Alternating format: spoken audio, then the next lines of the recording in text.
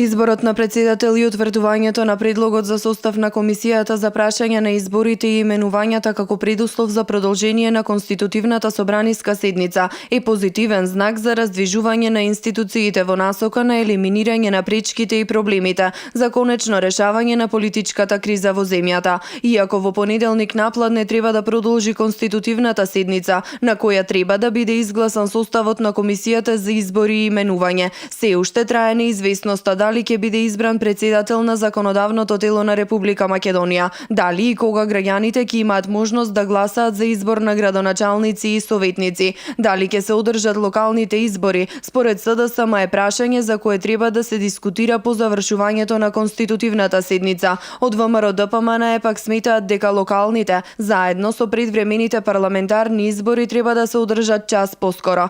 Од СДСМ денеска преку соопштение порачаа: Македонија мора да оди напред, собранието брзо ќе избере новата реформска влада на Република Македонија. СДСМ внимателно како и досега ги води политичките процеси што водат кон реализација на мнозинската волја на граѓаните. Никој нема право да ја спречи демократски изразената волја на мнозинството граѓани на изборите. 67 пратеници застанаа зад председателот Заев и има демократски формирано парламентарно мнозинство. Има програма на новата влада што ја штити унитарноста на државата и ги обезбедува потребите на сите граѓани. Од ВМРО ДПМН пак и денеска повикаа на отфрлање на тиранската платформа, која велат дека ја втурнува Македонија во процес на федерализација. СДСМ очигледно оваа тиранска платформа ја има прифатено што молчи и не ја одбива во целост. Граѓаните ја прочитаа оваа политика на СДСМ и затоа се загрижени и оправдано манифестираат силен револт. Тиранската платформа е противуставна и нејзиното прифаќање ја втурнува Македонија во процес на федерализација.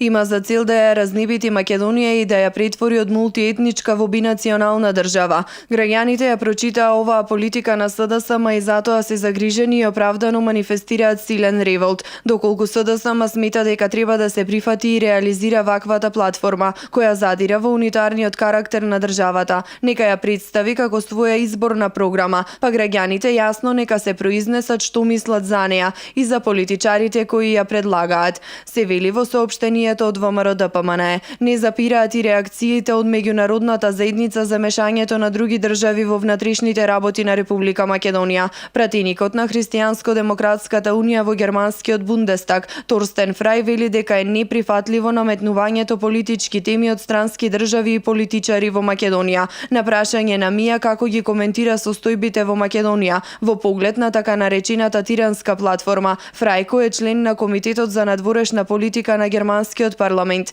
смета дека како принцип ниту во Европската унија, ниту во Западниот Балкан не смее да има мешање на странски политичари во внатрешните политички прашања на други земји.